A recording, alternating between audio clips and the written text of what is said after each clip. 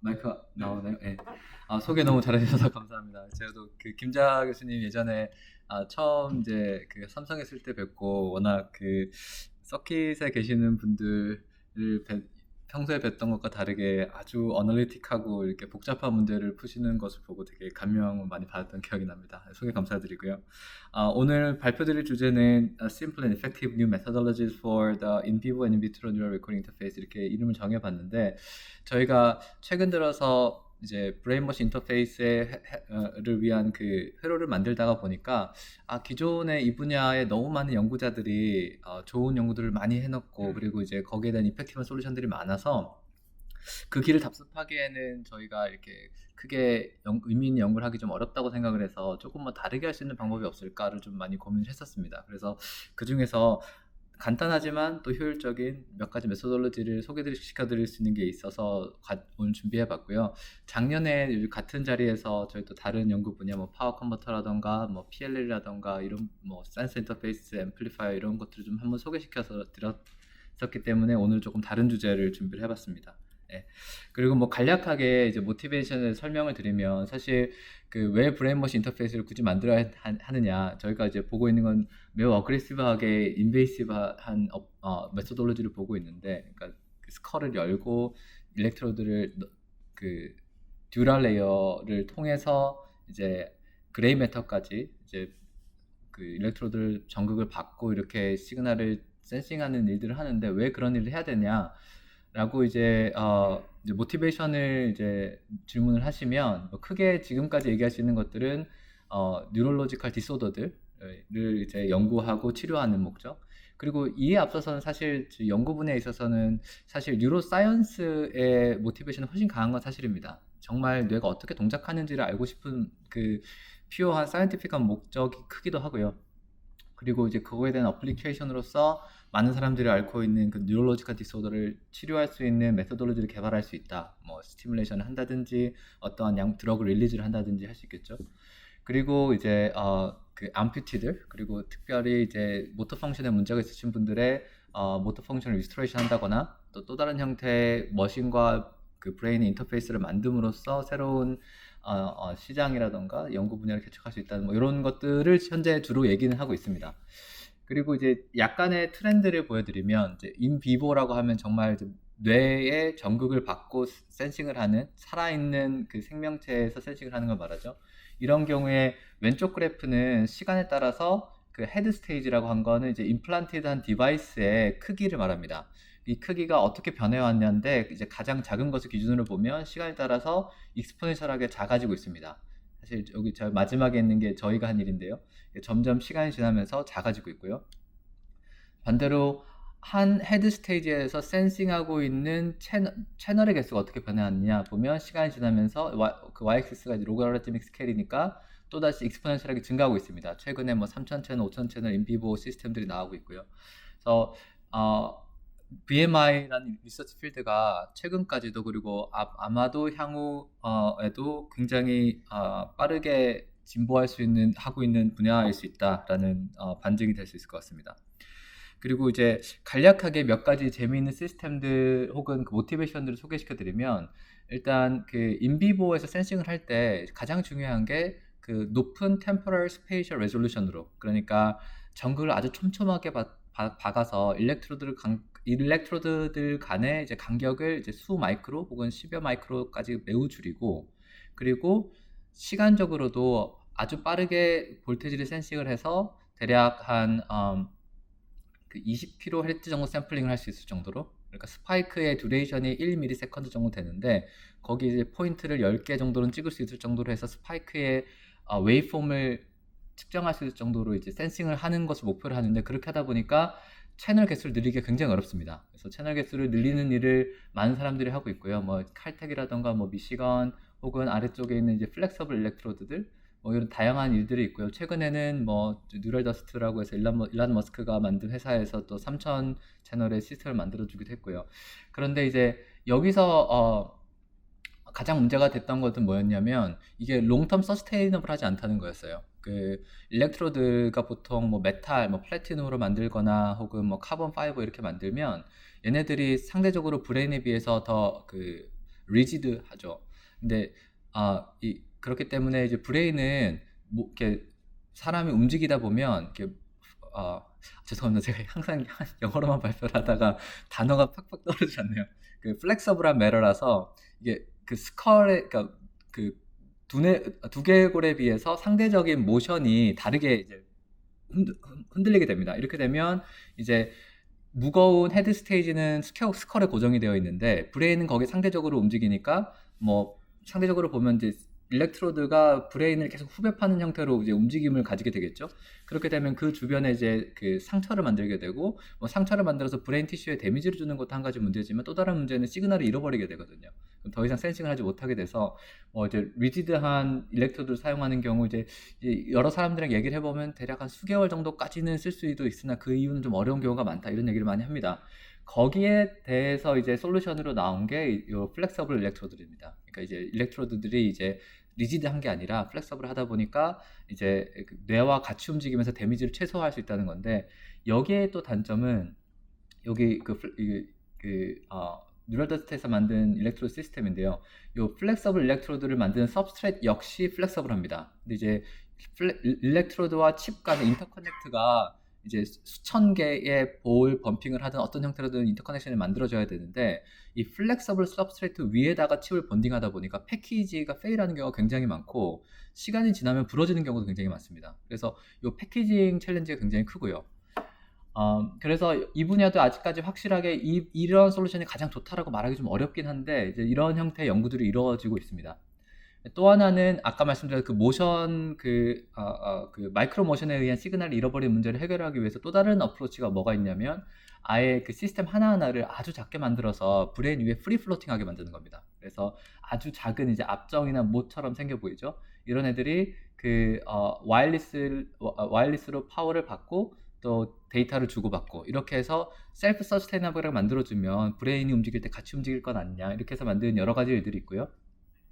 물론 장점도 있지만 어떻게 하면 그 파워를 효율적으로 전달할 것인가 또 파워를 데이터를 효과적으로 커뮤니케이션 할 것인가 또 이제 아주 작다 보니까 이 허메티컬리 쉴딩하기가 좀 굉장히 어렵습니다. 시간이 지나다 보면은 이제 전해질들이 안쪽으로 녹아 들어가면서 결국 일렉트로닉스의 펑션에 영향을 주게 되거든요. 이런 것들 어떻게 해결할 것인가에 대한 챌린지가 남아있는 상황이고요. 이제 또 다른 뉴로사이언스의 연구 방법이죠. 살아있는 생체에다가 하는 것이 아니라 그 세포를 그 일렉트로드 전극 위에 배양을 해서 정말 세포 하나하나가 어떤 형태로 신호를 주고받는지를 연구해보자. 그래서 인비트로 시스템들에 대한 연구도 많이 이루어져 있고요. 여기에 있어서는 스케일이 최근에는 이제 수만 채널이 넘어가는 시스템도 많이 나왔습니다. 여기서는 보통 어떻게 하냐면 그 칩 위에다가 포스트 프로세싱으로 전극 그 플래티넘 같은 메탈을 코팅을 하고요. 그 위에다가 이제 배양을 하게 돼요. 왜냐면 이제 수만 채널인데 이거를 전극 어레이를 따로 만들면 수만 채널에 인터커넥트를 해야 되는데 그건 굉장히 어렵잖아요. 그래서 칩 위에다가 바로 이제 셀을 배양하게 되고 그렇게 되면 아주 파인한 피치라던가 많은 양의 채널을 만들 수 있습니다.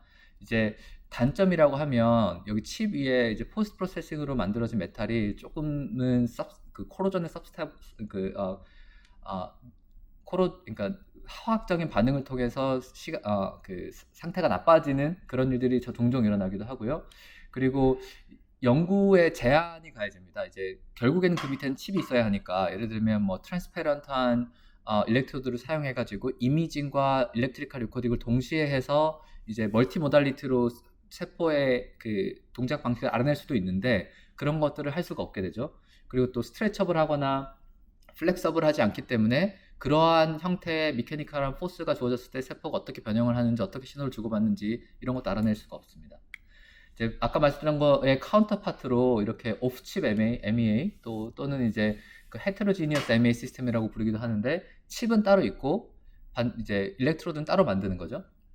이렇게 되면 훨씬 더 좋은 머터리얼로 다양한 일렉트로드 옵션을 통해서 그 세포에 액세스를 할 수 있게 되는데 또 이제 장점으로는 이렇게 아주 파인한 그 일렉트로드 전극 같이 생겼죠. 이런 뾰족뾰족한 거 만들어서 얘는 그 엑스트라셀룰러 액션 포텐셜이 있는 게 아니라 그 인트라셀룰러 액션 포텐셜을 읽을 수 있습니다. 그러니까 세포 밖에서 전압을 센싱하면 이제 보통 액션 포텐셜, 그러니까 뉴럴 스파이크의 매그니튜드가 대충 한 100에서 200 마이크로볼트 정도까지 읽을 수 있는데, 세포 안을 읽으면은 이제 100mV까지도 앰플리튜드가 나오거든요. 굉장히 정확한 신호를 읽을 수 있다는 장점이 있고요.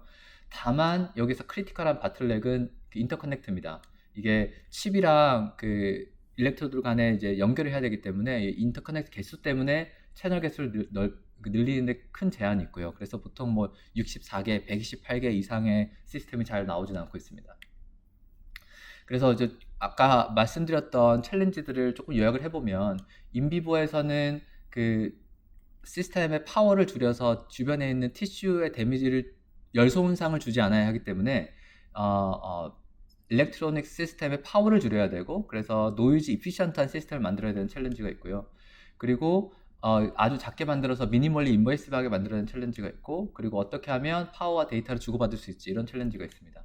인비트로는 스케일이 크다 보니까 당연히 이제 센서 인터페이스 회로를 어떻게 만들지에 대한 고민도 있지만, 또 하나는 데이터 프로세싱에도 챌린지가 있습니다. 예를 들어서 한 채널당 뭐 20kHz로 샘플링을 하는데 1000채널이 있다. 그러면 이제 200메가 bps 데이터가, 200메가 샘플 퍼 세컨드 데이터가 이제 1000채널에서 나오는 거고, 하나당 10bc만 해도 200메가가 1초당 나오는 거거든요. 그러니까 뭐 이제 만 채널에 뭐 1시간 리코딩 이렇게 해버리면 테라바이트를 쉽게 사이즈를 넘어가게 되고, 그걸 프로세싱해서 스파이크 로케이션을 찾고, 그리고 이제 그걸 가지고 인퍼런스를 하는 이 전체적인 시그널 프로세스 체인이 굉장히 헤비하고 구현하기가 어려워집니다. 이제 이것을 어떻게 효율적으로 할 수 있느냐, 이러한 챌린지도 있고요. 그리고 말씀드렸듯이 칩2 MEA 인터커넥션에 대한 챌린지도 있습니다. 이제 또 이제 인비트로 인비보 시스템의 공통적인 챌린지로는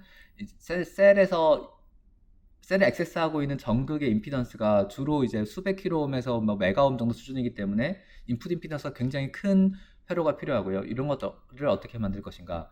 그리고 이제 시그널의 프리퀀시 밴드위드가 액션 포텐셜의 경우에는 한 300Hz에서 한 10kHz 정도, 그리고 로컬 필드 포텐셜이라고 해서 그 액션 포텐셜이 그룹화되면서 그 만들어지는 스페셜 레졸루션이 좀 스파스한 시그널이 있는데, 걔는 프리퀀시가 한 sub-Hz에서부터 한 500Hz 정도의 존재하게 되는데, 그러면 그 1Hz의 컷오프 프리퀀시를 어떻게 만들 것인가, 이런 아날로그 회로에서 챌린지가 있고요. 또 어떻게 하면 덴스하게 일렉트로드를 만들 수 있는가, 이런 챌린지들이 있는데, 이런 챌린지 중에 일부를 저희가 이제 연구해서 개선한 방식에 대해서 조금 소개를 해드리도록 하겠습니다.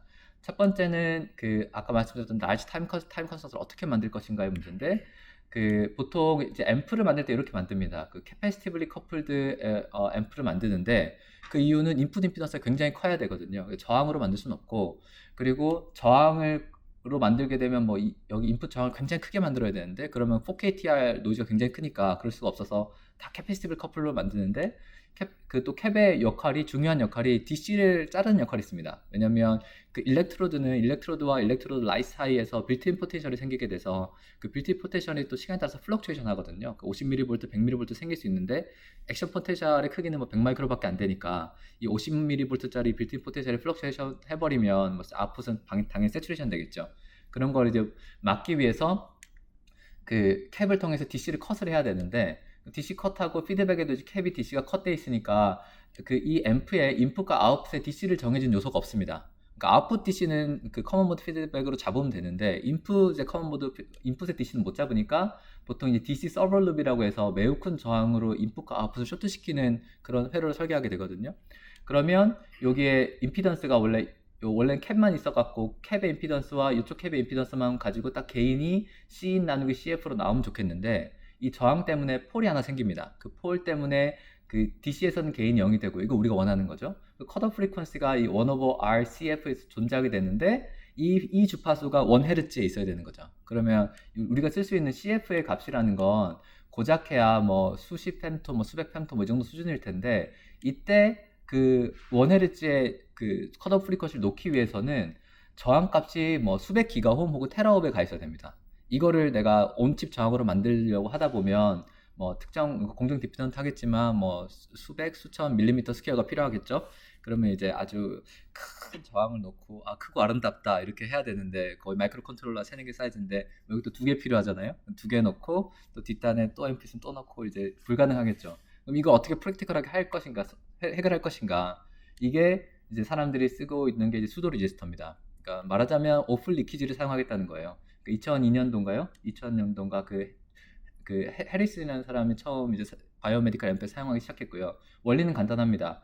이제 어차피 드레인과 소스는 다 인터체인저블 하니까 하나는 게이트랑 소스를 한쪽으로 묶고 다른 하나는 반대쪽으로 묶게 되면 한쪽 전압이 높아졌을 때 PMOS니까 이쪽 뒤쪽 녀석은 그 다이오드 컨피규어 트랜지스터를 동작하게 되겠죠. 다이오드인데 반대쪽은 게이트와 소스가 묶여 있으니까 컷오프 트랜지스터입니다. 리키지밖에 안 보이고 반대로 됐을 때는 M2가 꺼지겠죠. 그러니까 어느 한쪽 전압이 높으면 둘 중에 하나는 꺼진다. 그래서 매우 작은 뭐 아토암페어, 뭐 피코암페어, femto암페어 정도 수준의 커런트만 가지고 그 DC를 레귤레이션 하겠다 이렇게 해서 하는 건데 뭐 당연하게 예상하시겠지만 이게 굉장히 넌리니어하고요. 저항값이. 또 다른 문제는 PBT 센시티브합니다. 이게 템퍼리처가 바뀌면 이제 그 트레셔 볼테이지가 뭐 100mV, 200mV 바뀌고 프로세스에 따라서도 그 정도 바뀌니까 그 FF 코너에 뭐 하이 템퍼리처에 내가 동작 영역을 맞춰 놓으면 아주 슬로우 코너에 가면 그것보다 1000배 느리게 되거든요. 근데 우리가 만약에 회로를 디자인하다 보면 월스트 케이스 엔지니어링 해야 되는데 FF 코너에서도 내가 1Hz에 있는 시그널을 잡아먹으면 안 되니까 그럼 거기서 1Hz에 맞추면 SS에 뭐 로 템퍼리처를 가게 되면 컷오프 프리퀀시가 그것보다 뭐 1000배 이상 낮아져 있는 거죠. 그러면은 앰플리파이어를 딱 켜고 가서 밥 먹고 1시간 정도 놀고 오면 이제 앰플리파이어가 이제 세트를 하고 또 아티팩트가 한번 탁 들어와서 DC 포인트를 흔들어 버리면 다시 앰플리파이어 리셋을 하는데 이제 한두 시간 걸리겠죠. 이런 게 쓸 수가 없으니까 이제 이런 회로들을 사실 이걸 쓰는 게 커먼하긴 합니다. 왜냐면 이제 인 비버 시스템에서는 일단 템퍼리처는 레귤레이션이 되고요. 옛날 레거시 공정을 사용하면 트레셔 볼테이지 베리에이션도 그렇게 크지 않으니까 어느 정도 이제 사용할 만하긴 한데 아주 큰 어려움은 있다. 로버스티니스나 릴라이빌리티 있어서. 그리고 또 다른 이제 문제점이 있는데요. 가만히 보시면 그 이제 아까 게이트랑 소스를 묶는다고 했는데 바디는 어떻게 할 거냐의 문제가 있거든요. 근데 바디를 두 가지 방법이 있습니다. 바디를 이 게이트와 연결된 것과 반대 방향으로 묶는 것, 이 첫 번째 케이스고요. 이거를 같은 방향으로 묶는 것, 이 두 가지 케이스입니다. 물론 이제 게이트를 이제 양팔을 벌리듯이 바깥으로 묶거나 안쪽으로 묶거나 바디를 양쪽으로 바깥쪽으로 묶거나 안쪽으로 묶거나 이제 2 곱하기 4가지 경우가 있는데 그 두 가지가 서로 이제 같은 특성을 가져서 그 두 가지만 딱 그려버리면 보면 이렇게 됩니다. 근데 이 상황에서 여기 이제 PMOS인데 PMOS의 PN 정션을 보시면 이것도 다이오드거든요. 파라시틱 다이오드가 있어서 이 파라시틱 다이오드를 그레이 다이오드로 그려보면 이렇게 됩니다. 까만색은 아까 전에 트랜지스터를 다이오드 컨피규레이션 한다고 가정했을 때 다이오드고요. 그레이는 이제 그 파라시틱 다이오드입니다. 첫 번째 케이스는 이 두 가지가 다른 방향을 보고 있죠. 두 번째 케이스는 이게 두 개가 같은 방향을 보고 있습니다. 근데 이제 두 가지 다 문제가 되는데요. 첫 번째 경우에는 이게 인풋 이제 결국에는 이 앰플리파이어에서 죄송합니다. 조금 돌아가면 앰플리파이어에서 여기 앰플리파이어 입력과 출력을 묶는 데 쓰니까 이쪽은 버추얼 그라운드니까 거의 항상 DC일 거고요. 아웃풋은 증폭된 신호가 나가니까 AC 플럭추에이션이 있을 겁니다. 큰 스윙이 있겠죠. 그 상황을 가정했을 때 이 아웃풋과 입력의 DC를 서로 같게 만들 수 있느냐 이런 문제거든요. 그런데 첫 번째 경우에 봤을 때는 이게 아주 큰 임피던스로 연결이 돼야 되는데 이 파라시틱 다이오드 때문에 두 개의 다이오드가 시리즈 커넥션 된 것처럼 보이죠. V2가 올라가면 이 패스로 커런트가 흐르고 반대쪽인 경우에는 이쪽 이 패스로 커런트가 흐릅니다. 익스포넨셜하게 커런트가 흐르기 때문에 전압 차이가 한 200-300mV만 올라가 버리면 그 커런트가 익스포넨셜하게 증가하는 특성을 보여요. 그럼 저항이 갑자기 작아지게 되죠. 그럼 저항이 작아지면 컷오프 프리퀀시가 다시 올라가게 되고 혹은 시그널 디스토션이 생깁니다. 이런 문제가 있고요. 두 번째는 그런 문제가 없죠. 두 번째는 두 가지 다 같은 방향을 보고 있으니까 둘 중에 하나는 꺼져서 그 문제는 없습니다. 그래서 저항이 굉장히 큰 저항값을 유지할 수 있습니다. 그럼 두 번째가 더 좋으냐? 두 번째가 훨씬 안 좋습니다. 두 번째가 훨씬 안 좋은 이유는 이제 AC를 인가해보면 알 수 있는데요. 뒤쪽에다가 큰 AC를 인가하게 되면 요 V2 전압이 올라갔을 때 두 개의 다이오드가 턴온이 돼서 중간 노드를 그 픽 지점까지 올리게 되죠. 올리면은 여기 아까 전에 중간에 NL to 그라운드 파라시틱 캐패시턴스가 있는데 이 캐패시턴스의 전압이 올라갑니다. 그리고 나서 V2가 내려가면 이 전압이 따라 내려가면 좋겠는데 두 개 다 꺼져 있으니까 전압이 내려가지 못하고 그 높은 점을 유지하게 되죠. 그러니까 이게 흔하게 쓸 수 있는 엔벨롭 디텍터입니다. 그 다이오드랑 여기 파라시틱 캐패시턴스가 있으니까요.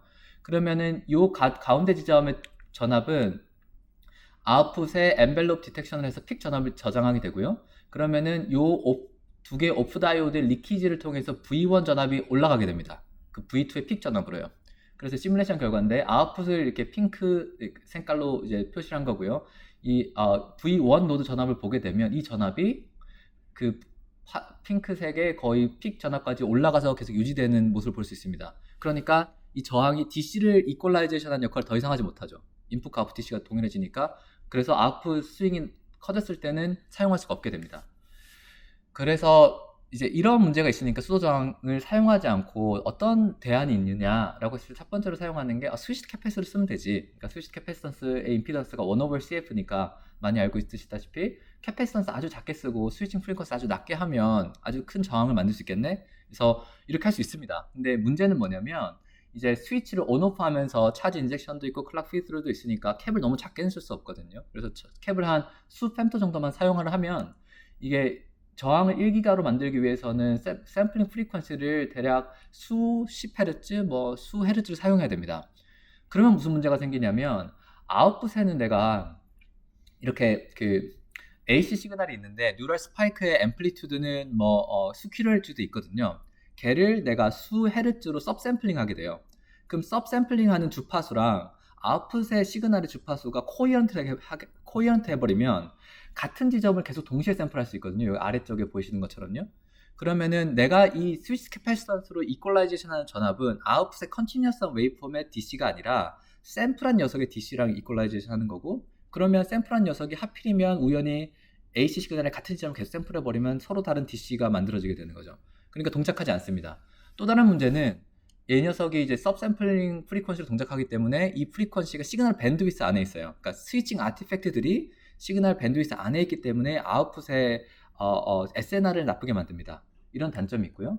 또 하나는 듀티 사이클 저항이라고 그래서 이 저항을 100kHz, 100kΩ 이렇게 작은 저항을 만들었는데 이 저항을 1대 100으로 껐다 키면 전류가 흐를 수 있는 시간은 100분의 1로 줄어드니까 저항은 100배로 커진다. 이게 듀티 사이클링 저항을 만들어서 큰 저항을 만들 수 있는데요. 분명히 가능합니다. 근데 문제는 뭐냐면 여기서도 스위치 캐패시터 저항이 파라시틱하게 존재해요. 예를 들면 얘를 폴리실리콘 저항으로 만들었다고 가정하면 이제 옥사이드 인터페이스를 통해서 P석과 캐패시턴스가 이제 있는데 이제 스위치를 잠깐 키는 동안에는 여기 저항의 한 노드는 아웃풋 볼테이지고 이쪽은 벌추얼 그라운드니까 리니어하게 전압이 이렇게 형성이 되겠죠.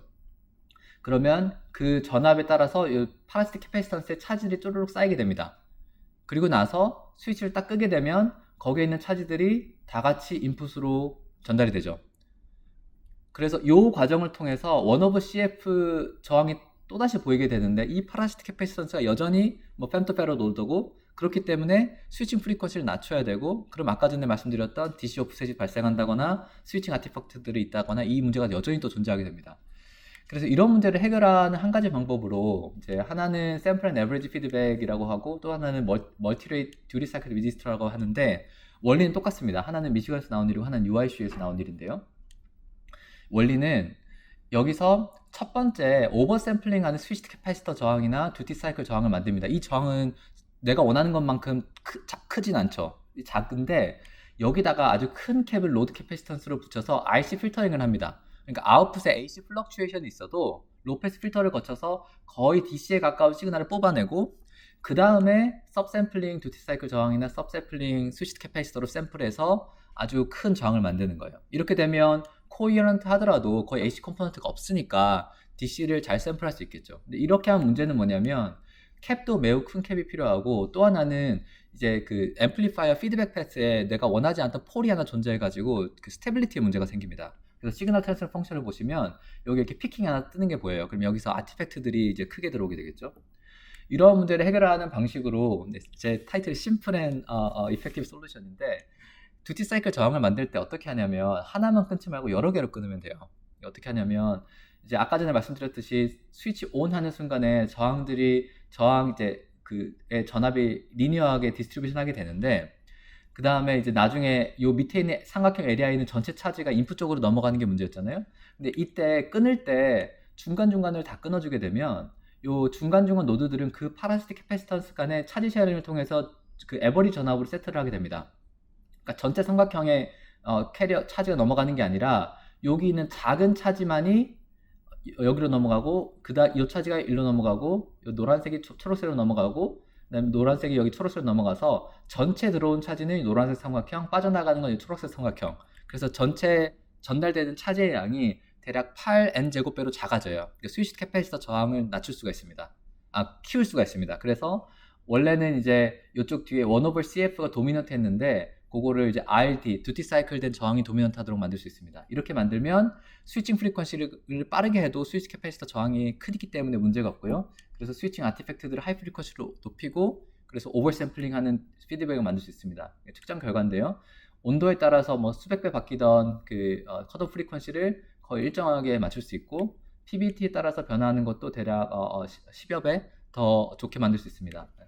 이렇게 해서 만들어서 이제 앰플리파이어의 뭐 노이즈라던가 뭐 PSRR, CMRR 측정한 결과인데 아주 릴레이블하게 괜찮은 앰플리파이어를 만들 수 있었다는 걸 보여드리는 거고요. 네, 두 번째로 말씀드릴 것은 예.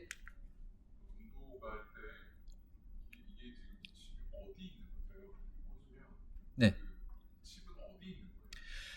이제 요 용도는 이제 인비트로나 인비보 두 가지 동시에 이제 어플리케이션을 보고 있는데 보통 칩은 그 스컬에 부착되어 있습니다. 헤드 스테이지 있고 헤드 스테이지 PCB가 스컬에 보통 부착되어 있습니다.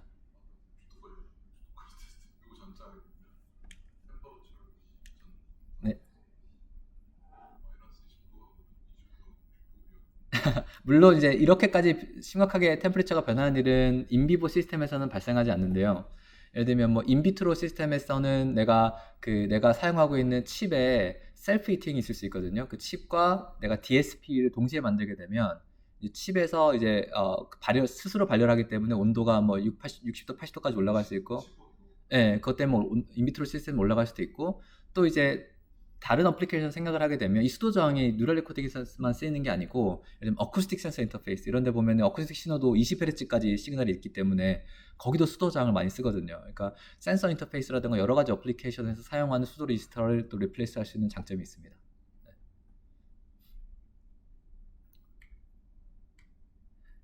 네. 그리고 이제 두 번째는 그 액션 포텐셜을 센싱하는 방법인데요. 이제 기본적으로 우리가 세포에서 액션 포텐셜, 그러니까 엑스트라 셀룰러 액션 포텐셜을 만드는 방식은 뭐냐면 세포에서 아이온들이 들어가거나 나옵니다. 그러면 주변에 그 파지티브한 하거나 네거티브한 그 차지의 뉴트럴리티가 순간적으로 깨지게 되고 그러면 그 근처에서 볼테이지를 센싱할 수 있는데 그 볼테이지의 오더가 뭐 100에서 200 마이크로볼트, 보통은 이제 100 마이크로볼트 이하를 센싱하게 됩니다. 그래서 그 신호를 볼테이지를 센싱하는 게 일반적인 방법인데요. 저희가 이제 생각해서 이제 마련한 시스템 어떤 거냐면, 이거를 전압으로 센싱을 하지 말고, 이 일렉트로드와 일렉트로 라이트 사이에 생성되는 일렉트리컬 더블 레이어 캐패시턴스가 변화하는 걸 센싱해 보자. 이런 아이디어로 새로운 그 액션 포텐셜을 센싱할 수 있는 메서돌로지를 만들어 봤는데요. 원리를 보면 이렇습니다. 이제 일렉트리컬 더블 레이어라는 게 뭐냐면, 일단 내가 특정 포텐셜을 일렉트로드에 인가를 하게 되면 이제 이게 non ferrodic 일렉트로드라는 가정하에, 그러니까 ferrodic 일렉트로드는 그 일렉트로드 서피스에서 케미컬한 리액션을 통해서 이제 차지가 직접적으로 일렉트로드와 일렉트로드 라이트 사이에 전달되는 일렉트로드를 말하고요. non ferrodic은 그게 발생하지 않는 일렉트로드를 말합니다. 그러니까 요게 임피던스가 캐패시티브하게 모이게 되는데요. 그러니까 전압을 인가하게 되면 여기 파지티브 차지가 모이게 되고 여기 그 일렉트로드 라이트에 있는 네거티브 카운터 아이온들이 요 서피스에 모이면서 요 사이에 아주 작은 이제 몰리큘러 오더의 아주 짧은 디스턴스로 포지티브 차지와 네거티브 차지가 이렇게 페어로 존재하게 되고요. 요것 때문에 이제 일렉트리컬 더블 레이어 캐패시턴스가 생기는데 이게 캐패시턴스 오더가 수백 피코 페럿, 그러니까 한 10 마이크로미터 바이 10 마이크로미터 이 정도 크기의 일렉트로드를 보면 수백 피코에서 그 이상 되는 캐패시턴스가 구현이 됩니다. 그러니까 우리가 이제 센서 인터페이스에서 볼테이지 시그널을 읽을 때 요 임피던스를 어느 정도는 무시하고 읽을 수 있는 거예요. 우리 인풋 캐패시턴스를 뭐 수피코까지 만들면 볼테이지 디비전이 거의 일어나지 않으니까. 근데 요 캐패시턴스 값이 주변에 그 아이온의 덴시티에 따라서 변합니다. 예를 들면 디폴라이제이션 하는 동안 그 소듐 채널에서 나트륨 이온들이 이제 그 셀 안쪽으로 이동하거나 혹은 포타시움 채널을 통해서 파지티브한 그 칼륨 이온들이 이제 밖으로 나오거나 이런 일들이 발생했을 때 이 주변에 존재하고 있는 포지티브 아이온의 개수가 바뀌게 되고요. 이렇게 되면 무슨 일이 벌어지냐면 이 포지티브 차지가 많이 바뀌게 되면 요 근처에 아이오나이제이션 포스가 줄어들게 되고 상대적으로 네거티브 아이온들이 그 일렉트로 서피스와 가지고 있는 디스턴스가 좀 작아지게 됩니다. 이렇게 되면 캐패시턴스는 좀 커져 보이고요. 반대의 경우에는 캐패시턴스가 좀 작아져 보입니다. 그러니까 셀이 활동을 하게 되면 그 결과로 그 일렉트로드의 캐패시턴스가 바뀌게 되고, 근데 이 바뀌는 오더가 대략 한 저희가 특정한 걸로는 0.5에서 2% 정도가 바뀝니다. 이게 굉장히 큰 값이거든요. 왜냐하면 우리가 볼테지를 읽을 때는 서플라이 1V 대비 읽는 시그널이 뭐 100마이크로볼트 이랬으니까 만분의 1의 다이나믹 레인지가 필요한 건데, 여기서는 1, 2%, 뭐 2%가 바뀐다는 얘기니까 훨씬 더 이제 큰 시그널을 읽을 수 있는 거죠. 그리고 이제 캐패시턴스를 이렇게 이제 볼테지를 읽지 않고 이 캐패시턴스가 변하는 거를 읽으면 또 다른 장점이 있는데 제가 나중에 조금 더 설명을 드리겠습니다. 그럼 어쨌든 여기 이 RE는 어떠한 일렉트로들도 완전히 non Faraday 할 수는 없어서 약간의 이제 차지 트랜스퍼는 있고요. 그걸 모델한 저항값이 R인데 아주 로우 프리퀀시에서는 RE의 임피던스가 도미넌트 하고요. 그리고 그 아주 하이 프리퀀시 되면 이제 요 캐패시턴스의 임피던스가 매우 작아지니까 뭐 일렉트로라이트라던가 여러 가지 다른 인터커넥션 저항이 도미넌트해지게 됩니다. 그러니까 요 특정 이제 미들 프리퀀시에서의 임피던스를 읽으면 그 캐패시턴스를 읽을 수 있고, 따라서 액션 포텐셜을 읽어낼 수 있습니다. 그래서 요렇게 하면 어떤 장점이 있느냐? 이렇게 하면 이제 칩 투 마이크로 일렉트로드 어레이의 인터커넥션 개수를 획기적으로 줄일 수가 있어요. 여기 보면 일반적인 그 볼테지를 센싱하는 경우에는 각각의 볼테지가 서로 다르게 인디펜던트하게 읽어줘야 되니까 이 볼테지를 직접 칩에 하나씩 연결해야 됩니다. 그 하나씩 읽은 볼테지를 앰플리파이어를 통해서 증폭하고 그 결과를 뒷단에 ADC에 먹싱을 해서 전달을 해서 이제 하나씩 데이터를 읽을 수도 있는데, 그래도 그 앞에까지 있는 AFE도 그 N by N 일렉트로드 어레이라면 N 스퀘어가 필요하고 인터커넥션도 N 스퀘어가 필요합니다. 그렇기 때문에 칩도 에리아 이니피션트하고 이 칩도 일렉트로드의 인터커넥션도 매우 이제 불편해지는 거죠. 그런데 이제 캐패시턴스로 읽으면 어떻게 할 수 있냐면, 혹시라도 이제 뭐 터치 센서 같은 이제 시스템에 조금 익숙해진 분이면 바로 컨셉을 캐치할 수 있으신데, 이렇게 2디멘셔널하게 그 크로스 커플드 어레이를 만들 수가 있어요. 무슨 말이냐면 여기 이제 x-axis는 이제 하나 둘 셋 넷 n개가 있고 y-axis n개가 있는데, 요 x-axis에서는 n개의 드라이버를 통해서 볼테지를 드라이브하고 y-axis 하나하나에서는 이제 리시버 단에서 볼테지 센싱을 합니다. 그런데 드라이버하는 시그널이 다 서로 오소고널해요. 코드 도메인에서. 그러면 요 조인트 포인트에 만들어진 모든 캐패시턴스 값들을 다 인디펜던트하게 읽어낼 수가 있습니다. 그 원리를 간단하게 설명을 드리기 전에 이게 어떻게 만들어지는지 간단하게 보시면, 요 메탈이 있으면 이 메탈과 이 액체 사이에 EDL 캐패시턴스가 있고, 이 두 개 사이가 한 100에서 200나노미터로 굉장히 짧아서 아주 작은 이제 일렉트로라이트 저항이 있고, 그 다음에 위쪽에 있는 메탈에 EDL 캐패시턴스가 있어서 이 두 개의 시리즈 EDL 캡으로 이 조인트 캡 하나가 생성이 되고요. 이 둘 사이에는 이게 10마이크로 가까이 떨어져 있기 때문에 이 저항이 매우 커서 간섭이 거의 없게 만들 수가 있습니다. 이렇게 만드는 건데, 그럼 어떻게 하면 신호를 읽을 수 있느냐를 설명을 드리겠습니다. 어떻게 하면 첫 번째로 이제 각각의 이제 가로 라인에다가 TX1, TX0, TX1, TX2, TX3에 이제 서로 다른 인디펜던트 볼테이지를 인가하는데 코드 도메인에서 서로 오소고널합니다. 그러면 이 캐패시턴스 값이 결국에는 이 전압과 다른 전압들 V0, V1, V2, V3가 다 캐패시티블리 커플돼서 리시버 와이어 하나에 연결이 되는데요. 요 하나의 리시버 와이어에는 그러면 그 4개의 볼테이지들이 슈퍼포지션 돼서 존재하게 되겠죠. 그걸 표현하면 이제 이렇게 보이는데요.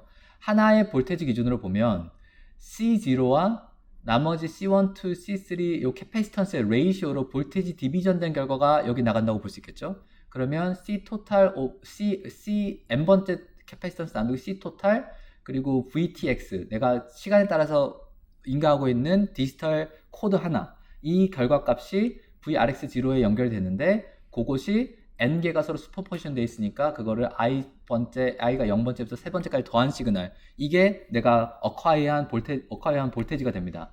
이 볼테이지에다가 다시 TX0, TX1, TX2, TX3 볼테이지를 또다시 곱하게 되면 같은 전압을 곱한 녀석들끼리는 코릴레이션 팩터가 1이니까 인테그레이션한 결과로서 내가 원하는 시그널을 얻을 수 있고, 나머지 V1부터 V3까지는 내가 TX를 곱해버리게 되면 서로 오소고날하기 때문에 각각에서 인가된 전압은 다 에버리징 하면 제로로 빠지게 되겠죠.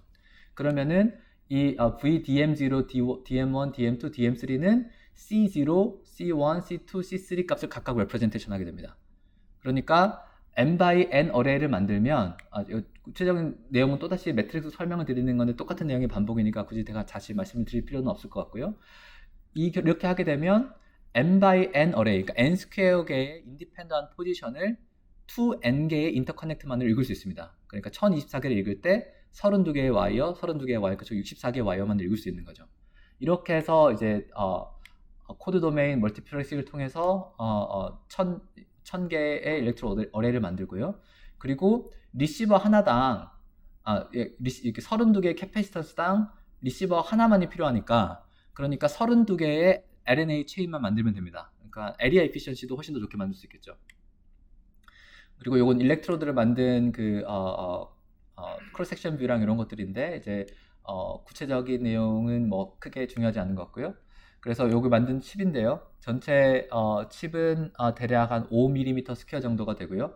파워는 10mW 정도를 사용하면서 1000채널을 동시에 디코딩을 합니다.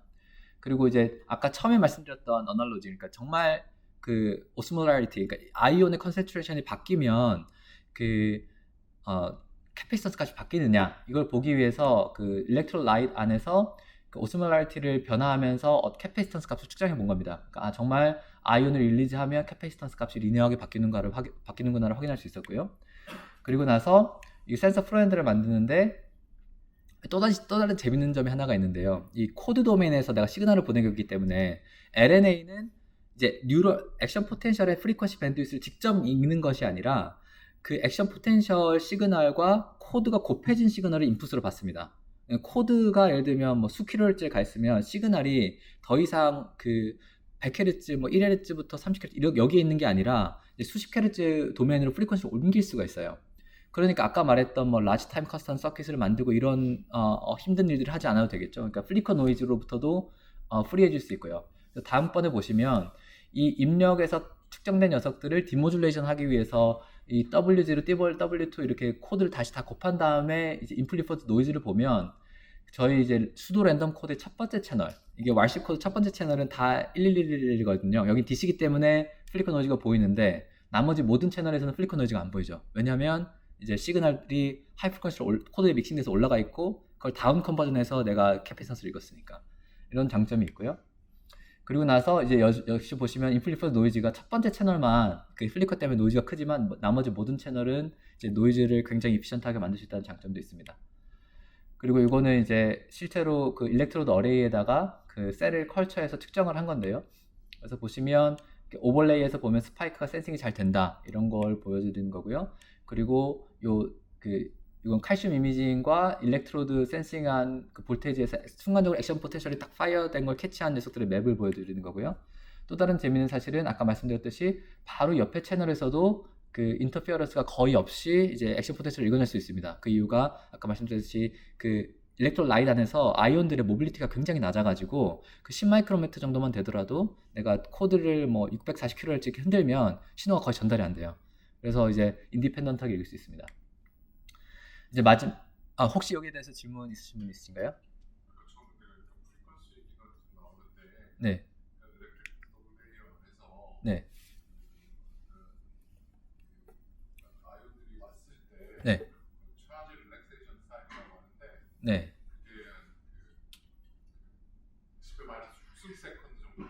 네네. 네. 네네. 네네.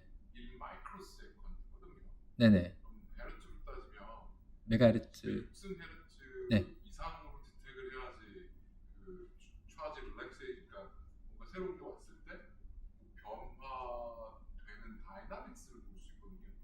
그 이상을 기다려서 스테디 스테이트를 보는 컨셉입니다. 예, 예, 예, 예, 예, 예, 예. 근데 굉장히 좋은 말씀이실 것 같습니다. 제가 그 릴렉세이션 타임에 대해서는 제가 모르고 있었는데 그 예, 그거 굉장히 좋은 정보네요. 왜냐면 저희가 아주 럭키하게도 640kHz를 사용했거든요. 그러니까 딱 거의 그 1메가를 사용하기에 옵티멀한 프리퀀시를 저희가 잘 고른 것 같네요. 예, 예, 예. 아유, 감사합니다. 예. 그러면 이게 이제 스케일러빌리티에 그게 리밋이 될 수 있을 것 같습니다. 왜냐하면 저희가 이제 한 채널당 20kHz 밴드위스 사용하니까 32개를 사용하기 위해서 시그널 밴드위스가 32 곱하기 20K 해가지고 640kHz 밴드위스가 된 거거든요. 근데 이거를 n바이n인데 더 늘리기 위해서 예를 들면 뭐 64개를 쓴다. 그럼 주파수가 그거에 또 이제 두 배가 넘어가게 될 거고, 그럼 이제 메가헤르츠 넘어가게 되니까 리스판스가 너무 이제 리쿼먼트가 빨라져가지고 더 이상 사용할 수 없게 될 수 있을 것 같습니다. 그럼 이제 32 by 32의 어레이를 사용해야만 사용할 수 있게 되고. 네, 네, 좋은 정보 너무 감사합니다. 네. 그리고 이제 마지막으로 이제 보여드릴 정보는 뭐냐면 아까 말씀드렸던, 아이고 죄송합니다. 이게 조금 동작을 이상하게 하네요. 그 첫 번째 인트로덕션 한 그 내용 중에 그 플렉서블한 와이어를 통해서 인비브 리코딩을 하는 경우도 있지만 그 프리 플로팅 하게 아주 작게 만든 시스템을 통해서 와이어리스를 파워를 주고 또 와이어리스 데이터 커뮤니케이션을 통해서 이제 액션 포텐셜을 읽어오는 방법도 있다고 말씀을 드렸는데요. 요거와 관련해서 저희가 했던 일에 대해서 좀 말씀드리겠습니다. 이게 제가 이걸로 그냥 이걸 하겠습니다.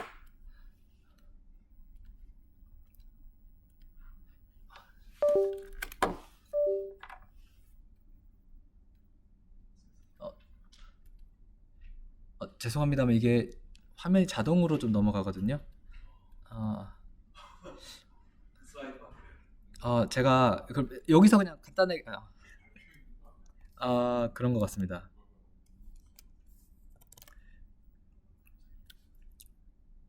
죄송합니다. 슬라이드 조금 문제가 있는데요. 제가 그럼 간단히 설명을 드리겠습니다.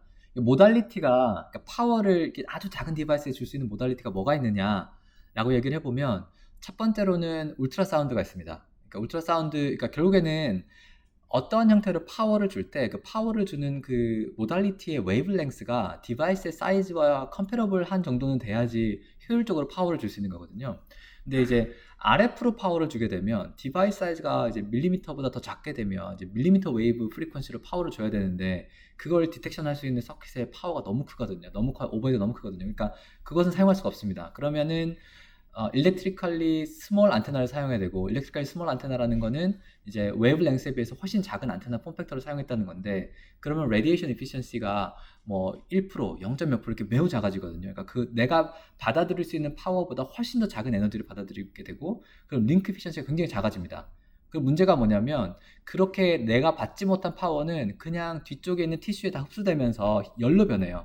근데 그 티슈 안에서는 힛 제너레이션을 할 수 있는 그 맥시멈 리밋이 있거든요. 왜냐면 티슈가 온도가 올라가면 데미지가 오니까 그게 한 1도에서 뭐 1.5도, 누구는 2도까지 가능하다 이런 얘기를 하는데, 그 정도가 됐을 때에 또 이것마다 또 사람마다 얘기가 다 다르긴 한데 브레인에 이제 그 블러드 그 플럭스가 좀 있으면 대략 한 300에서 400 밀리와트 퍼 센티미터 스퀘어 이 정도까지의 파워를 줄 수 있다고 얘기를 합니다.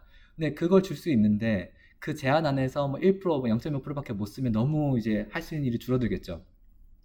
그러니까 이제 그렇게 하지 말고 좀 더 효율적으로 줄 수 있는 방법이 뭐냐? 하나는 울트라 사운드입니다. 울트라 사운드는 이제 소리의 속도가 느리다 보니까 웨이블렌스가 굉장히 짧죠. 그러니까 트랜스듀서를 뭐 100마이크로, 200마이크로 만들어도 꽤나 효율적으로 이제 받아들일 수 있습니다. 얘의 단점은 뭐냐면 얘는 이제 볼륨 레조네이션을 하거든요. 그러니까 주변의 미카니컬 프로퍼티에 따라서 프리퀀시도 바뀌고 또 그 자신의 레조네이터 프리퀀시를 조금 벗어나게 되면 이피션시가 크게 떨어지는 단점도 있고요. 그리고 패키징 챌린지도 있습니다. 이게 헤테로지니어스하게 칩과 일렉트로드와 이 피에조 일렉트릭 머티리얼을 한꺼번에 어셈블리를 해야 되다 보니까 어셈블리 하고 나면 트랜스듀서 사이즈는 조그만데 전체 시스템이 이제 밀리미터 이렇게 커지게 되는 단점도 있고요. 하지만 매우 좋은 모달리티는 맞습니다. 이게 워낙 티슈 업솔션 레이시 낮다 보니까 그 빛이나 뭐 다른 뭐 RF에 비해서 훨씬 더 높은 파워를 줄 수 있다는 장점도 있고요. 그러니까 우리 다 울트라사운드 이미징도 아주 높은 파워를 할 수 있는 것과 마찬가지로요. 그런 장점이 있고요. 또 다른 하나는 이제 RF로 하는 방법이 있는데 말씀드렸듯이 그런 챌린지가 있습니다.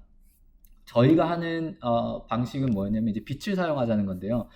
빛을 이제 외부에서 쏘게 되면 스컬의 이제 리플렉션 코에피션트가 너무 높아서 당연히 이제 통과가 거의 되지 않아서 이제 스컬의 그 리플레이스먼트 유닛을 만들어서 그 리플레이스먼트 유닛에서 그 아래쪽으로 빛을 쏴주게 되고요. 그럼 그 아래는 듀랄 레이어가 있습니다. 듀랄 레이어의 굵기가 한 1mm 정도 되고 그 바로 밑에 저 그 작은 못처럼 생긴 그 센서 시스템들이 있는데 걔네들의 사이즈가 대략 한 300 by 300 마이크로미터 정도 됩니다.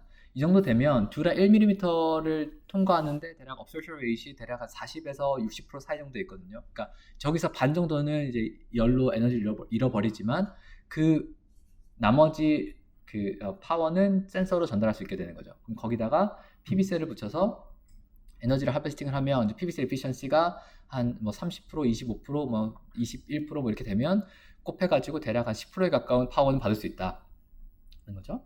그렇게 해서 파워를 받고 또 다운링크 데이터 커뮤니케이션은 그 빛의 인텐서티를 타임에 따라서 조금씩 변화하게 되면 그 앰플리튜드를 센싱해서 그 칩을 프로그래밍 할 수 있고요.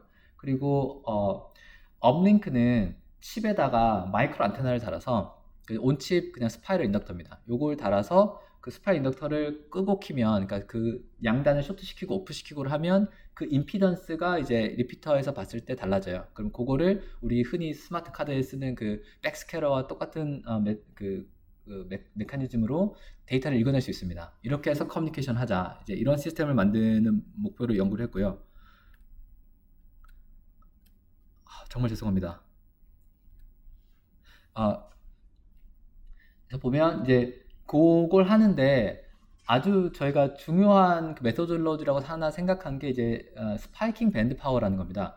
그러니까 기본에 이제 그 뉴럴 디코딩을 할 때 사용하는 방식은 스레시홀딩을 해서 스파이크 개수를 카운팅하는 거, 뭐 그런 방법도 있고요.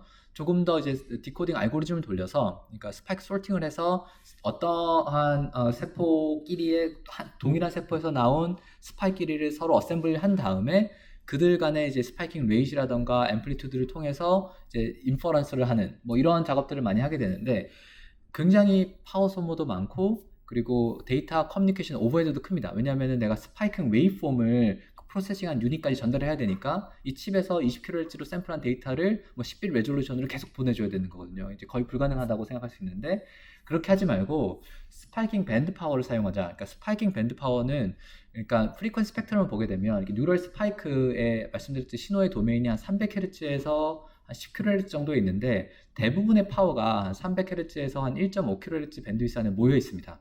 그러면은 그 프리퀀시 밴드 안에 있는 파워를 계산을 해서 그 파워를 한 10ms마다 계산해서 업링크로 보내주면 이게 셀이 얼마나 액티브한 상태인가를 보여줄 수 있는 바로미터가 되고 그걸 통해서 인퍼런스를 할 수 있다는 컨셉인데요. 그러니까 위쪽에 보시는 게 프리리코디드 그 뉴럴 시그널이고 걔를 스파이킹 밴드 파워 칼큘레이션 알고리즘을 돌려서 SBP를 계산한 결과가 아래쪽입니다. 그러니까 스파이크가 매우 이제 덴스하게 나온 데는 그 값이 높고 스파스한 곳에서는 값이 낮게 되죠.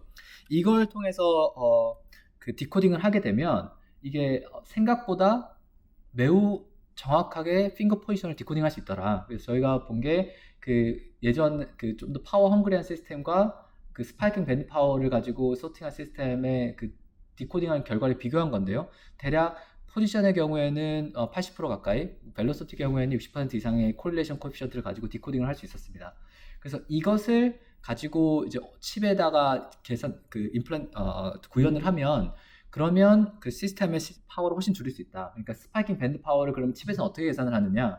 그 아웃풋 볼테이지가 그 Vout N, Vout P 노드에 디퍼런셜리 인가가 됩니다. 그거를 렉티파이어에 연결을 하게 되면 그 렉티파이어 위쪽에 그 렉티파이어의 아웃풋 전류가 AC 시그널이 크게 인가됐을 때는 전류가 크게 나갈 거고요. AC 시그널 앰플리튜드 작을 때는 전류가 크게 안 나갈 겁니다. 그 과정을 통해서 그 아웃풋 그 전류를 캐패시턴스에 인테그레이션 하다 보면 그 볼테이지의 앱솔루트 에버리지를 캡에다가 적분한 결과가 되고요. 그 캡에다 적분한 결과가 트레이숄드를 넘으면 한번 그 백스캐너 안테나를 키거나 아니면은 그 LED를 한번 깜빡해서 옵티컬리 데이터를 업링크로 주거나 그렇게 합니다. 그렇게 하면 정말 죄송합니다. 저기 팩 하나에 그 스레숄드를 통해서 패킷이 한 번 이네이블 되고 다음번에 이네이블 되면 그 사이 간의 간격이 커런트가 크게 나왔을 때는 좁아졌을 거고요. 커런트가 적게 나와서 액티비티가 별로 없을 때는 넓어질 겁니다. 그러니까 그 펄스 갭의 그 스파이크 밴드 파워가 모듈레이션 되는 거죠. 그러면은 이제 이 칩에서 하는 일은 한 10ms 평균에 한 번 정도 이렇게 스위치를 껐다 켜는 일만 하고 있는데 그것 가지고 SBP 데이터를 DSP에서는 받을 수가 있습니다. 그래서 데이터 커뮤니케이션 오버헤드를 매우 줄일 수 있고요. 그리고 딱 패킷을 볼 때 한 번만 껐다 켜는 건 사실 아니고 여러 개의 칩을 하나의 안테나에 동시에 보낸다는 가정하에서 각각의 칩에는 오토고널한 그 랜덤 코드를 가지고 있습니다. 그래서 자기 랜덤 코드를 보내게 되면 그 랜덤 코드를 가지고 어떤 칩에서 이 패킷을 보내는지를 알 수 있으니까 데이터를 인디펜던트하게 디코딩할 수 있고요. 이게 동일한 설명이라서 넘어가게 되고요. 그 시스템 블락 다이어그램이 이렇습니다. 사실 전체 시스템은 대략 한 500 나노와트 정도를 사용하는데요. 그 센서 프론엔드 앰플리파이어나 VGA, ADC도 대략 한 파워를 그러니까 레졸루션이 매우 스파스한 ADC를 구현했고요. 그 ADC를 구현한 버전과 아까 말씀드렸듯이 렉티파이어를 구현해가지고 인테그레이션하는 버전 두 가지가 있습니다. 지금 블락 다이어그램은 그 디지털 도메인에서 인테그레이션한 다른 버전을 좀 보여드리고 있는데요. 그렇게 해서 칩 아이디를 업링크 LED나 그 백스캐터 안테나를 통해서 데이터를 보내게 되고요. 그리고 그 PB셀을 통해서 에너지를 하베스팅해서 데이터는 옵티컬 RX로 받게 되고 또 클락 리커버리 회로를 통해서 칩을 캘리브레이션해서 온칩에 있는 뭐 그 LNA나 VGA 밴드위스 그리고 ADC 샘플링 프리퀀시 이런 것들을 다 셀프 캘리브레이션 하게 됩니다. 그리고 또 다른 하나는 이 시스템을 만들 때 그 빛을 쏘기 때문에 칩이 라이트 톨러런트 해줘야 돼서 오른쪽에 보시면 저희가 구현한 소개를 자세히 드리지는 않겠지만 구현 앰플리파이어는 외부의 빛이 매우 강한 빛이 이제 일루미네이션 된 상황에서도 빛에 톨러런트하게 이제 정상적으로 동작할 수 있는 회로를 만들었고요. 그리고 이제 말씀드렸던 컨셉은 이제 데이터 업링크를 여러 개가 하나의 리피터 안테나를 데이터를 쏠 때 각각은 코드 도메인으로 데이터를 보내서 인디펜던트하게 데이터를 받을 수 있다는 거고요. 마지막으로는 이렇게 해서 핑거 포지션을 디코딩하면 어느 정도 애큐러시를 얻을 수 있느냐를 보여드리는 건데요. 까만색이 액츄얼 핑거 포지션이고요. 그리고 빨간색 다티드 라인으로 되어 있는 게 현재 저희가 이제 구현할 수 있는 스테이트 오브 더 아트 알고리즘으로 하이파워 시스템이죠. 핑거 포지션을 디코딩한 결과고요. 이제 파란색은 저희의 그 마이크로모터에서 다시 한번 그 통과시킨 데이터를 통해서 그 SVP를 가지고 핑거 포지션을 디코딩한 결과입니다. 그러니까 코리레이션 코에피션트가 크게 다르지 않게 거의 정확하게 디코딩할 수 있는 결과를 볼 수 있습니다. 그리고 이제 결론인데요. 그 저희가 오늘 몇 가지 재밌는 조금 간단한 기술들을 보여드렸는데 하나는 수도 저항을 듀티 사이클 저항인데 여러 개로 끄는 세그먼트 듀티 사이클 저항으로 리플레이스 할 수 있다는 걸 보여드렸고요. 또 하나는 볼테이지 말고 캐패시턴스를 읽으면 훨씬 더 효율적으로 뉴럴 액션 포텐셜을 읽을 수 있다는 걸 보여드렸고요. 마지막 하나는 그 파워를 빛으로 전달하고 백스캐터로 데이터를 커뮤니케이션하면 효율적인 파워와 데이터 텔레미트를 할 수 있다는 걸 보여드렸습니다. 네, 감사합니다.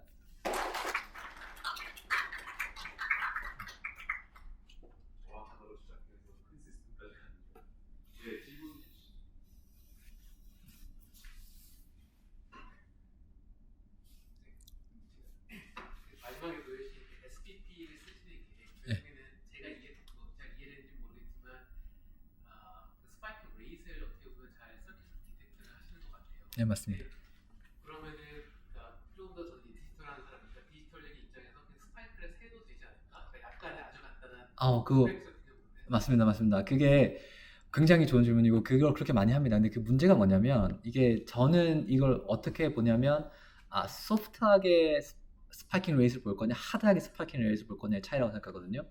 그러니까 이게 내가 그 스파이킹 레이스를 트레시홀드를 가지고 재면 그 트레시홀드 어디에 놓느냐에 따라서 애큐러시가 매우 달라져요. 왜냐하면 너무 낮게 주면 노이즈가 이렇게 픽을 칠 때마다 그걸 다 스파이킹으로 카운팅하게 되고요. 그리고 너무 높게 주면 스파이킹을 잃어버리게 되고요.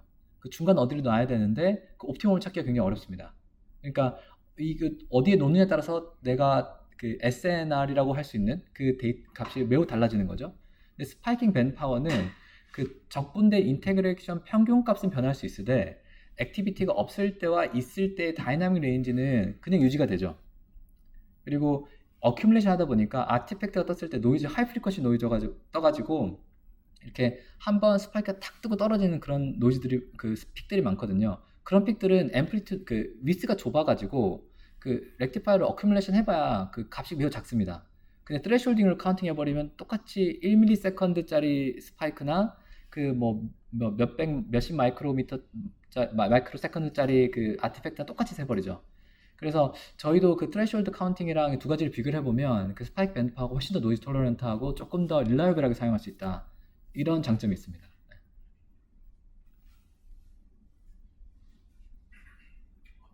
네. 채널 되게 두 번째 거에서 네. 거기에서 사용하는 ADC 같은 경우는 그러니까 얘가 스펙이 어느 정도 돼야 되는 건가요? 저희는 그 8빗 640kHz 짜리 ADC를 사용했고요. 근데 ADC 레졸루션을 해보면 그러니까 6빗에서 8빗 정도면 충분한 것 같습니다. 이게 결국에는 앞쪽에서 게인을 얼마나 먹고 와서 ADC의 퀀타이제이션 노이즈를 낮출 수 있는가, 혹은 아티팩트들 존재해가지고 인터페어런스 톨러런트하게 해야 되느냐 마느냐 이런 좀 문제가 있는데, 저희가 그냥 그 이론적으로 계산한 것과 측정한 것은 8빗 정도면 충분하다고요. 혹시나 이제 인비트로 시스템에서도 뭐 주변에 파워라인이라던가 다른 아티팩트가 있어가지고 너무 이제 앞쪽에서 게인을 많이 먹였을 때 앰프 아웃풋이 세츄레이션 되는 이런 문제가 발생할 수 있다면 게인을 낮추고 ADC 레졸루션을 좀 높여야 되거든요. 근데 어쨌든 ADC는 파워가 훨씬 적습니다. 그러니까 다른 앞쪽 센서 인터페이스나 그리고 드라이버에 비해서 사실 드라이버가 파워를 많이 먹는데, 왜냐면 저기 다 EDL 캡이 쭈룩 붙어 있는데 EDL 캡 하나가 이제 다 이제 수백 피코페로까지 갈 수 있는 캡들이거든요. 그러니까 그것들을 다 드라이버 하고 있으니까 여기서 파워 먹는 거랑 RX에서 파워 먹는 게 더 면합니다.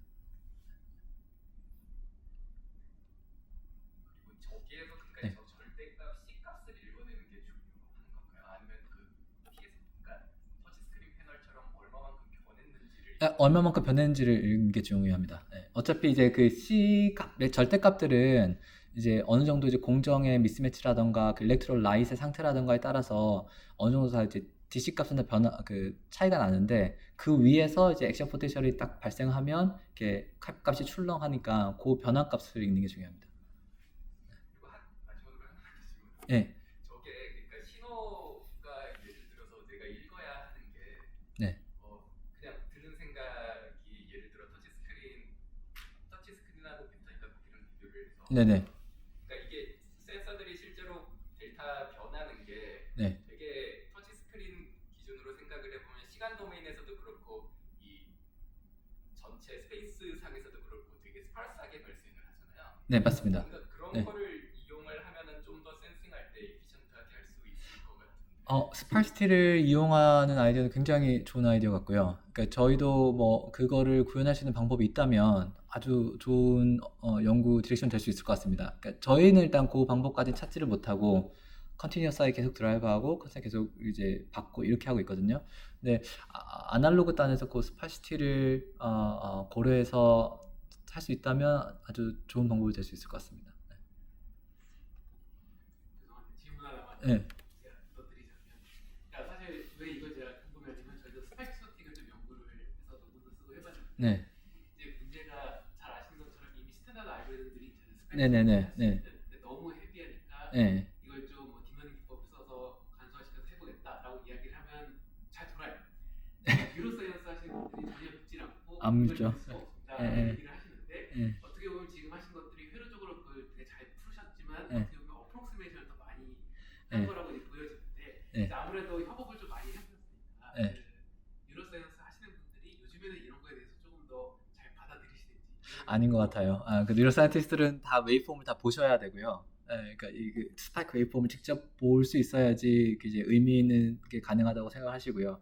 그러니까 메디컬 도메인에 갔을 때, 어플리케이션 도메인에 계신 분들은 이제 이런 것들을 받아들이십니다. 그러니까 결국에는 엔드 투 엔드 투 어크리시를 보여드리니까. 근데 이제 뉴로사이언티스트는 기본적으로는 이제 각각의 셀에서 파이어링된 그 액션 포텐셜이 어디서 어떤 일렉트로, 그 다음 어느 일렉트로로 어떻게 전달되는지를 그 단계별로 다 보셔야 하시는 분들이거든요. 근데 여기서는 이제 웨이폼이 전달이 안 되면 사실 하실 수 있는 걸로. 코딩한 걸 다시 디코딩해서 웨이폼 만들어 버리면 아, 그걸 믿지 않으시는 거죠. 그러니까 인코딩 애큐러시랑 디코딩 애큐러시를 믿지 않으시고 사실 그게 또 납득은 갑니다. 왜냐하면 한 뉴런에서 나오는 그 액션 포텐셜이 템포럴하게 어떻게 변할 수 있고 그걸 또 트래킹 해가면서 어떻게 이제 그걸 다시 찾아가셔서 이게 엔지니어링 하시는지를 보면 이게 굉장히 이제 복잡하고 어려운 문제긴 하거든요. 이거를 막 카운팅하거나 이렇게 해서 뭐 리컨스트럭션 하는 걸 믿지 않으시죠, 기본적으로. 네. 사실 스페이셜 레졸루션이 조금 걸리는데 네. 그러니까 나트륨 펌프나 포타슘 펌프나 이런 네. 것들은 사실 템포 하나에 거의 언더 1마이크로 수준 디스턴스로 되게 많이 있으니까 네. 그게 어떤 놈이 한꺼번에 다 열리고 한꺼번에 다 닫히면 오케이인데 네. 막 지맘대로 닫히니까 네. 그거 정도의 이 센싱하는 뭐 스케일이 안 될 거 아니에요. 네, 저희가 하고 있는 센싱 스케일이 한 10 마이크로미터 피치 정도입니다. 예. 그러면 사실 뉴런 사이즈가 네. 대충 한 100 마이크로 네. 조금 안 되거든요. 네네. 그러니까 그런 것들은 센싱하는 게 근데 그게 이제 한마디로 그런 애들이 막 엄청 많이 여기 있는 거니까 네. 그런 면에서 뉴로사이언티스트 하는 양반들이 그, 아마 강하게 들라고 네, 맞습니다. 근데 사실 이 스페이셜 레졸루션에 한 10 마이크로미터 정도 되면 사실 현재 구현된 인비트로 레코딩 시스템 중에서 가장 작은 축에 속합니다. 이것보다 사실 작게 만드는 게 굉장히 어려운 게 이제 칩을 다 디자인하시는 분들이 생각하시기에 결국에는 메탈 오프닝을 해야 되는데 그 패드 투 패드 스페이싱과 패드 사이즈가 몇 마이크로 이상 이하되기 굉장히 어렵잖아요, 탑메탈에서. 그래서 가장 작은 게 제 기억으로 한 6에서 8 마이크로 그 정도 사이였던 것 같고요. 10 마이크로 정도면은 사실 매우 파인해서 그 서브셀룰러 레졸루션을 볼 수 있어서 장점이 있다 정도로 얘기할 수 있는 정도의 레졸루션이긴 합니다. 근데 말씀하신 대로 뭐 채널 하나에 가까운 정도 레졸루션을 보기는 정말 어렵죠. 네.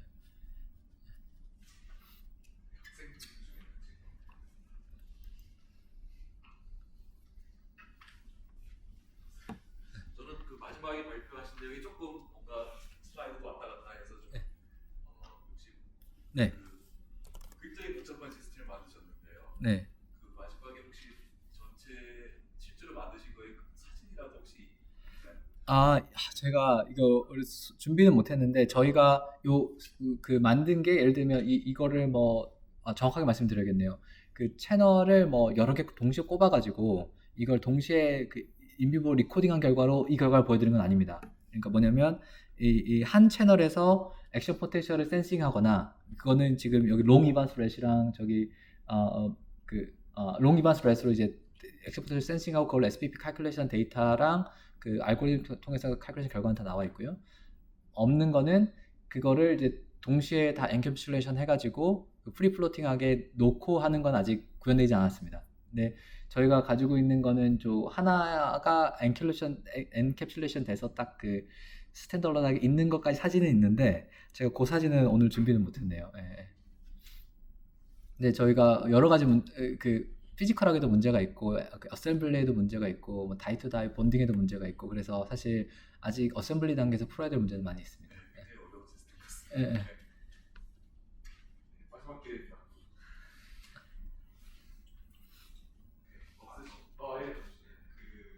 제가 이제 회로 지식 관련해서 질문을 드리기 어려울 것 같고 네. 이게 결국에는 전극이나 이런 걸 많이 심는 방향으로 네. 되는 것 같은데 네. 이게 많이 심으면 정확히 어떤 부분에서 도움이 인퍼런스 할 때 그 컴플렉시티 내가 읽어낼 수 있는 데이터의 컴플렉시티가 높아지는 거죠. 그러니까 예를 들면 뭐 어떤 연구는 그 비주얼 코텍스를 액세스해서 그 비주얼 코텍스 리스토레이션 하겠다. 이런 연구도 가능하고요. 거기서도 이제 얘기하는 게 1000채널 정도를 얘기합니다. 그리고 뭐 그 텍스트 디텍션 뭐 이런 얘기도 있거든요. 그러니까 뭐 센텐스를 디텍션 하기도 하고요. 그러니까 생각하는 단어나 문장을 이제 디코딩 해가지고 컨텍스트를 알려주는 그런 어플리케이션도 있고요. 핑거 포지션 디코딩 할 때도 이제 그 손가락을 움직였을 때 이게 사실 원숭이한테 못할 짓인 것 같은데 이게 전구 꽂아놓고 이렇게 화면에다가 손가락 이렇게 움직이면은 거기 타겟 딱 갔을 때 주스를 한번 쭉 주거든요. 걔는 이제 맛있으니까 그거 먹으려고 손가락 이렇게 탁탁 움직이는데 그 움직일 때마다 액션 포텐셜 신호가 나와요. 근데 그런 거를 이제 정확하게 디코딩 하려면 이제 한두 채널을 할 수 있는 건 아니고 적어도 64채널 뭐 이렇게 채널 숫자가 많아져야 되는 거죠. 근데 이제 모션을 더 정확하게 혹은 더 많이 디텍션하려면 더 많은 채널이 필요하고 결국엔 네, 갖고 싶은 데이터 양이 많으면 디텍션해야 되는 데이터가 많은 거죠. 네. 뭐 그러면 스위스에서부터 여기까지 오셔서 좋은 발표해 주신 장태환 교수님께 다시 한번 감사합니다. 감사합니다.